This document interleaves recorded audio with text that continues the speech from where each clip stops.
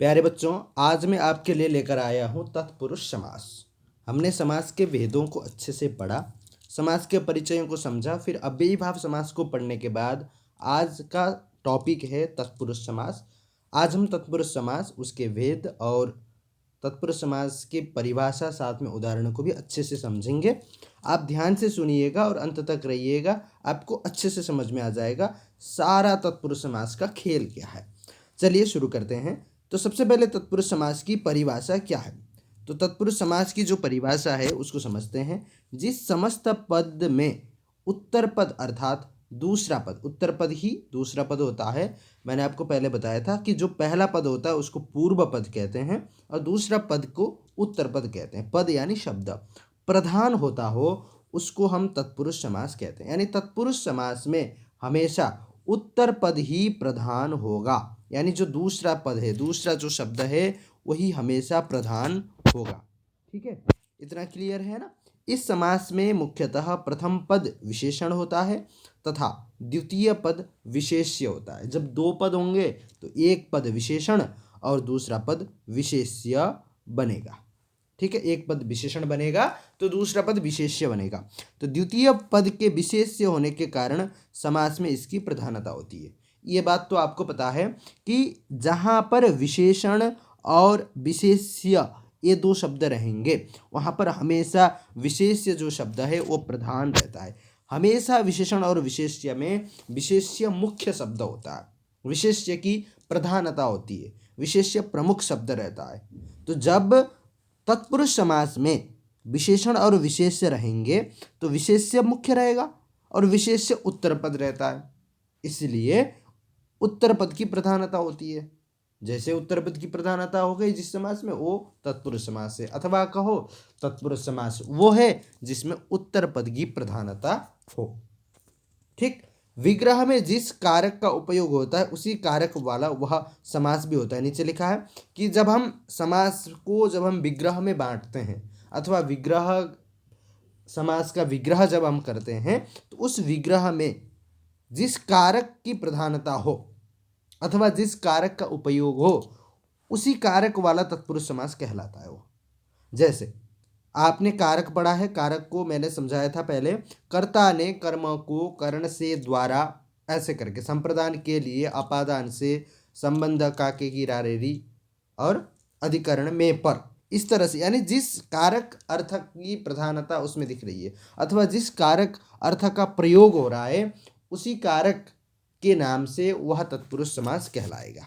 ठीक है, अर्थात जिस शब्द में अथवा जिस समास में द्वितीय कारक अर्थ की प्रधानता है अथवा द्वितीय कारक अर्थ का प्रयोग है उसको हम द्वितीय कारक अथवा कर्म कारक कहते हैं। ठीक है, तो इस हिसाब से इस समास में पूर्व पद गौण तथा उत्तर पद प्रधान होता है। समस्त पद बनाते समय पदों के विभक्ति चिन्हों को लुप्त किया जाता है। ये सबसे महत्वपूर्ण बात है कि जब विग्रह करने के बाद समास बन जाएगा तो जो विभक्ति चिन्ह है उस विभक्ति चिन्ह को लुप्त कर देते हैं। लुप्त मतलब लोप कर देते हैं अथवा हटा देते हैं।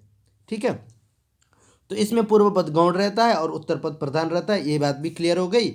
और समास करने के बाद जो विभक्ति चिन्ह है उसका हम लुप्त कर देते हैं। जैसे आप समझो विभक्ति चिन्ह का लुप्त कैसे करते हैं। युद्ध का क्षेत्र, युद्ध क्षेत्र, इसमें विग्रह जो है वह है युद्ध का क्षेत्र।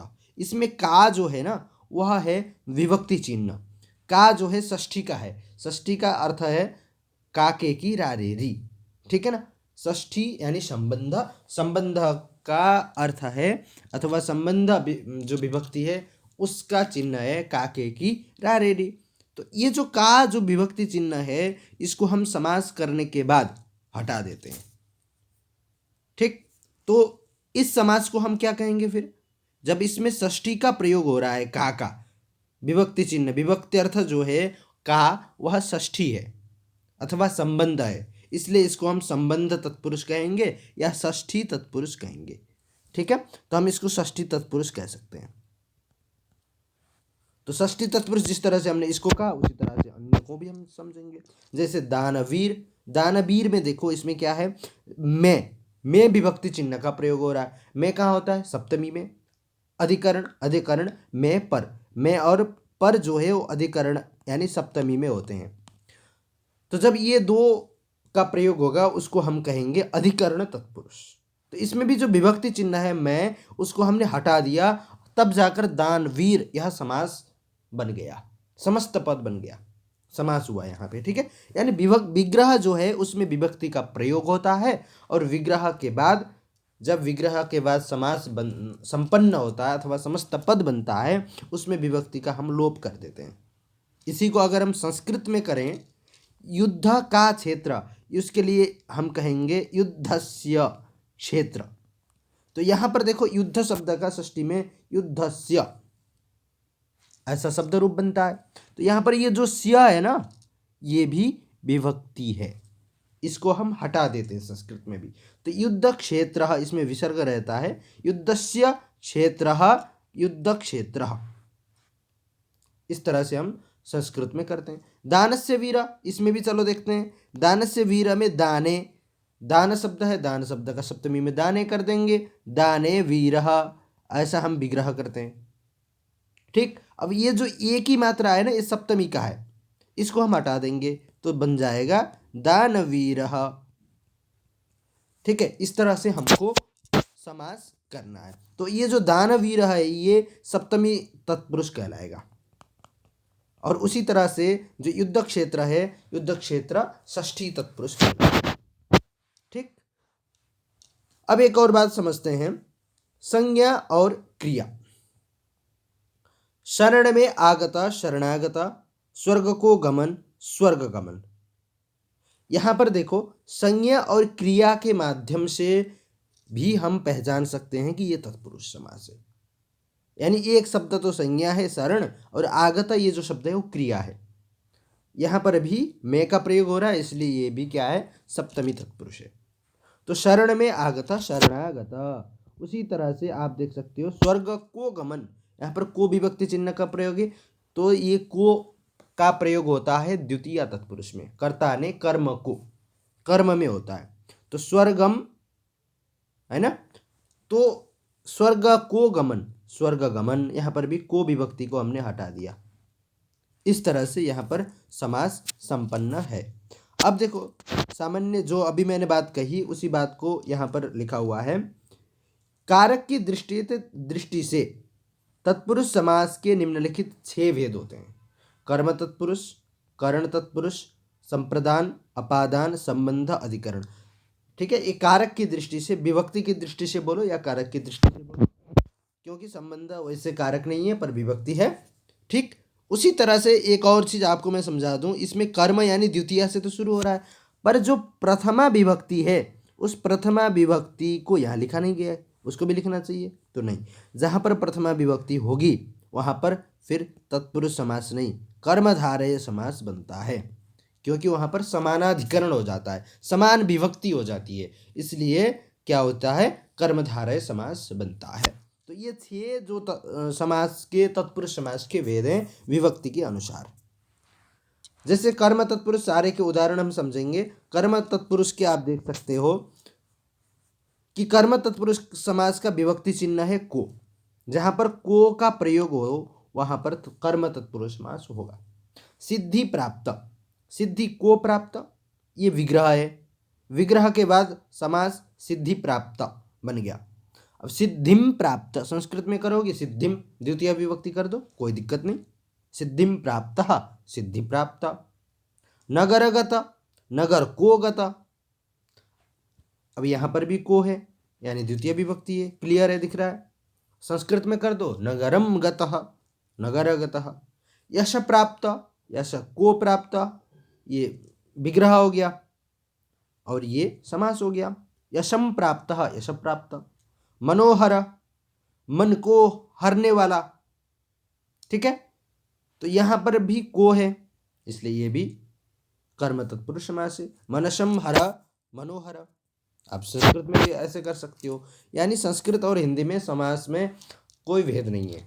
संस्कृत के जो समास हैं वही हिंदी में अनुकरण किए गए हैं, वही नियम उसी तरह से चलते हैं, कोई भी फर्क नहीं है।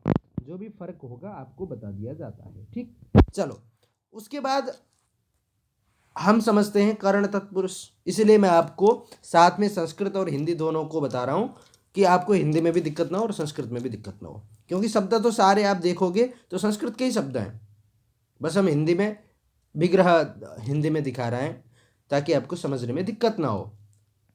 ठीक। अब कर्ण तत्पुरुष का अर्थ होता है से और के द्वारा, से तथा के द्वारा, से द्वारा ऐसे बोलते हैं, से और द्वारा। तो हस्तलिखित, हस्तलिखित में हाथों से लिखित, तो ये हुआ विग्रह, समास हुआ हस्तलिखित। ठीक है, तो हाथों से अथवा हाथों के द्वारा लिखित, आप दोनों विग्रह कर सकते हैं, कोई दिक्कत नहीं है। अब ये हुआ हस्तलिखित, अब हम से को हटा देंगे और जोड़ देंगे हस्तलिखित, समास हो गया। संस्कृत में करेंगे तो हस्त शब्द का तृतीय विभक्ति कर दो, कोई दिक्कत नहीं, हस्तेन लिखितः हस्तलिखितः। ठीक है, तुलसी रचिता, तो तुलसी के द्वारा रचित, है ना, तुलसी रचिता। तुम इसमें कालिदास रचिता भी लगा सकते हैं, कालिदासे न रचिता, कालिदास रचिता, कोई दिक्कत नहीं है ना। वैसे रक्त रंजित, रक्त के द्वारा रंजित अथवा रक्त से रंजित, ये विग्रह हो गया, समास हुआ रक्त रंजित। अब रक्तेन रंजिता, संस्कृत में कर दो, रक्तेन रंजितः रक्त रंजितः। जलाभिषेक, जलेन अभिषेक, संस्कृत में हो जाएगा, और जल से अभिषेक हिंदी में हो जाएगा। आप से को हटा दो विग्रह से, फिर समास में जलाभिषेक संधि कर लो, जलाभिषेक। ठीक है, जल प्लस अभिषेक, दीर्घ संधि, दीर्घ संधि के बाद जलाभिषेक। अब संप्रदान तत्पुरुष आप देख सकते हैं, इसका विभक्ति चिन्ह है के लिए, संप्रदान के लिए। ठीक है, तो के लिए अर्थ में संप्रदान तत्पुरुष होता है। जैसे परीक्षा भवन है, परीक्षा के लिए भवन, तो के लिए को हटा दोगे आप, परीक्षा के लिए भवन है, ये जो है विग्रह है, और परीक्षा भवन समास है, एक ही लाइन में होगा ये। ठीक है, तो परीक्षा के लिए भवन। प्रयोग के लिए शाला, तो यहाँ पर भी के लिए है, चतुर्थी विभक्ति का चिन्ह प्रयोगशाला, प्रयोगाय शाला, प्रयोगशाला। आप चतुर्थी विभक्ति में प्रयोग शब्द का प्रयोगाय बनता है, तो प्रयोगाय शाला यानी घर। रसोई घर, ये हिंदी का शुद्ध शब्द है ना, तो रसोई के लिए घर, रसोई घर, इसलिए हम उसको रसोई घर कहते हैं। जेब खर्च, जेब के लिए खर्च, जेब खर्च। तो सारे जगह पर के लिए इस विभक्ति चिन्ह का प्रयोग हो रहा है, यानी ये संप्रदान तत्पुरुष है। इस तरह से हमको समझना है। उसी तरह से अपादान तत्पुरुष को आप देखो, अपादान तत्पुरुष का चिन्ह होता है से पहले भी आया था तृतीया में, से और द्वारा पहले तृतीया में आए थे, पर वहाँ पर से द्वारा, से का मीनिंग भी जो है द्वारा जैसा ही था। जैसे हाथ से लिखित अथवा हाथ द्वारा लिखित, दोनों में कोई फर्क नहीं है, किंतु यहाँ पर जो से है वो अलग होने के अर्थ में, किसी चीज़ से अलग होना। जब हम किसी चीज़ से अलग होते हैं तब की बात। ठीक है, किसी चीज़ से जब हम अलग हो रहे हैं तब से अगर आ रहा है तो वहाँ पर अपादान तत्पुरुष होता है। जैसे पथ भ्रष्ट, पथ से भ्रष्ट, जब जो पथ यानी मार्ग, कोई सही मार्ग से जब भ्रष्ट होता है तो उस सही मार्ग से वो व्यक्ति अलग हो जाता है, तब जाकर ना वो भ्रष्ट हुआ। अगर उस सही मार्ग से, सही पथ से अलग हुआ ही नहीं तो भ्रष्ट कैसे होगा, नहीं होगा। अलग होने के अर्थ में जब से हो वहाँ पर अपादान तत्पुरुष होता है। तो यहाँ पर पथ भ्रष्ट, अब इसको संस्कृत में आप करोगे तो पथः भ्रष्ट, पथ शब्द का पथः बनता है पंचमी विभक्ति में, तो पथः भ्रष्ट। देश निकाला, देश से निकाला, तो यहाँ पर देश से जब निकाल दिया जाएगा तो देश से अलग हो गया ना, इसीलिए अलग होने के भाव में। ऋण मुक्त, ऋण से मुक्त। ठीक है, तो ऋण से अलग होना, ऋण है ही नहीं अब तो खत्म हो गया ऋण, तो संस्कृत में हो जाएगा ऋणात् मुक्तः, ऋण मुक्तः। पाप मुक्त, पाप से मुक्त, तो जब पाप से मुक्ति हो जाएगी तो पाप खत्म, है ना। पापात मुक्त, इसमें भी पापात हो जाएगा, पापात मुक्त, पाप मुक्त। जाति भ्रष्ट, जाति से भ्रष्ट, तो संस्कृत में हो जाएगा जात्या भ्रष्ट, जाति भ्रष्ट। तो जाति से भ्रष्ट ये विग्रह हो गया, और जाति भ्रष्ट संस्कृत में करोगे तो जात्या भ्रष्ट, जाति भ्रष्ट। ठीक है, ज़्यादा कठिन है नहीं। संबंध तत्पुरुष का विभक्ति चिन्ह है का, के की और रा रे री। ये संबंध का अर्थ है अथवा संबंध तत्पुरुष का विभक्ति चिन्ह है। जैसे राजा पुत्र, राजा का पुत्र, राजा की जगह पर मम पुत्र लिख दो, इसका होता है मत पुत्र, मेरा पुत्र हिंदी में कर दो, है ना, हिंदी में जो है मत पुत्र कर दो संस्कृत में। तो घुड़दौड़, घोड़ों की दौड़, तो ये विग्रह हो गया, इसका समास हो गया घुड़दौड़। वैसे राजपुत्र, राजा का पुत्र, ये 2 बार हो गया, सेम था। विद्यासागर, विद्या का सागर, विद्यायाः सागर, विद्या शब्द का संबंध में यानी षष्ठी विभक्ति में विद्यायाः शब्द रूप बनता है, तो विद्यायाः सागरः विद्यासागर। राजाज्ञा, राजा की आज्ञा, तो राज्ञः आज्ञा, राजा की जो आज्ञा है उसको राज्ञः आज्ञा राजाज्ञा, इस तरह से संस्कृत में करेंगे, हिंदी में राजा की आज्ञा। तो का के की रा रे री, ऐसा अगर किसी विग्रह में दिखे तो वह संबंध तत्पुरुष है। सामान्य पहचान करने की परिभाषा। अधिकरण तत्पुरुष को समझने के लिए हमें विभक्ति चिन्ह में सिर्फ हमें इतना जानना है कि मैं पर ये हो, अगर अर्थात किसी भी विग्रह वाक्य में या तो मैं हो या तो पर हो अगर, तो वह अधिकरण तत्पुरुष कहलाएगा। ठीक है, जैसे आप बीती, आप पर बीती, आप पर बीती यानी आप बीती, तो यहाँ पर आ गया, ये विग्रह वाक्य है इसलिए इसमें पर है। जैसे हम समास करेंगे आप बीती पर हट जाएगा, यानी विभक्ति चिन्ह जो है समास करने के बाद तुरंत हट जाता है। विश्व प्रसिद्ध, विश्व में प्रसिद्ध, यहाँ पर में जो शब्द है वो सप्तमी का विभक्ति चिन्ह है, वाक्य में तो है किंतु समास करने के बाद हट जाएगा, तो विश्व प्रसिद्ध।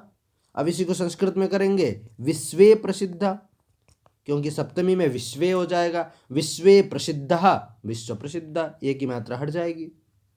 कवि श्रेष्ठ, कवियों में श्रेष्ठ, यहां पर भी में है, यह विग्रह वाक्य हो गया, जैसे समास हो गया कवि श्रेष्ठ, संस्कृत में हो जाएगा कवि सुश्रेष्ठ, है ना, कवियों में जो श्रेष्ठ है।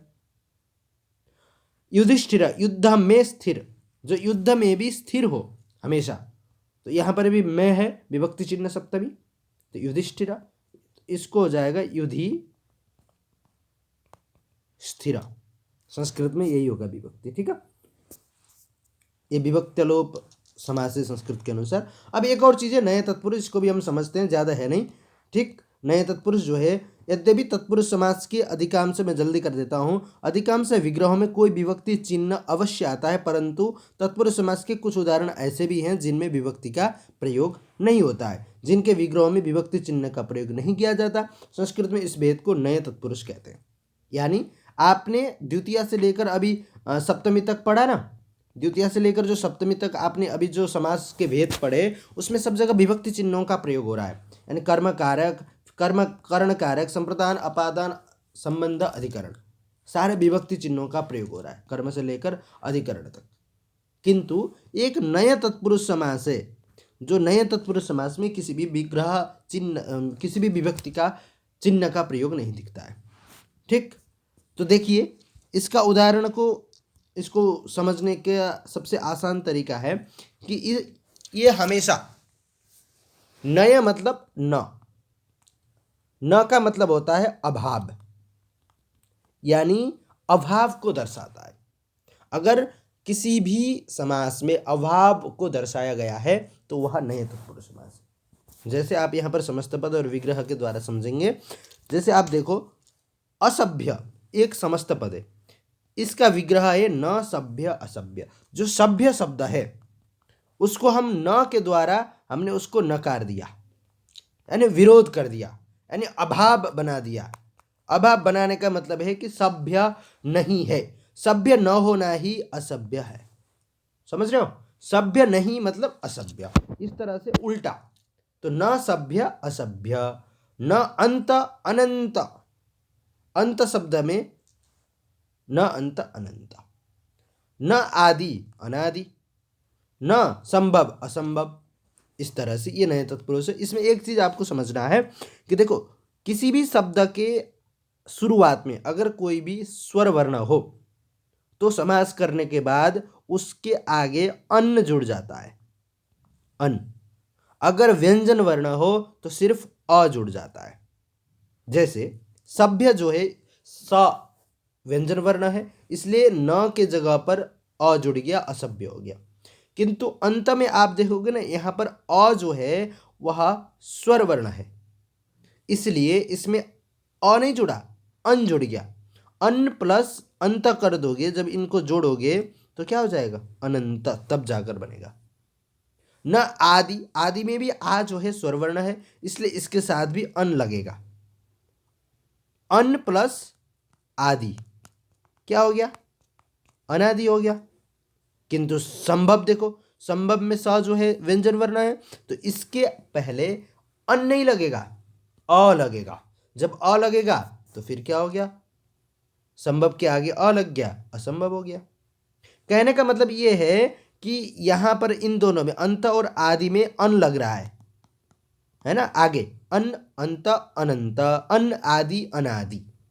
किंतु संभव और सभ्य में अन नहीं लगा है, अ लगा है, तो असभ्य असभ्य, असंभव असंभव। इस तरह से नए तत्पुरुष में समझना है। कल मैं आपके लिए लेकर आऊंगा कर्मधारय समास, द्विगु समास और द्वंद्व और बहुब्री उसके बाद में लाऊंगा। तब तक के लिए धन्यवाद। आप अच्छे से इस वीडियो को देखिए, समझिए। अगर कोई भी दिक्कत हो तो आप बेझिझक पूछ लीजिए। धन्यवाद।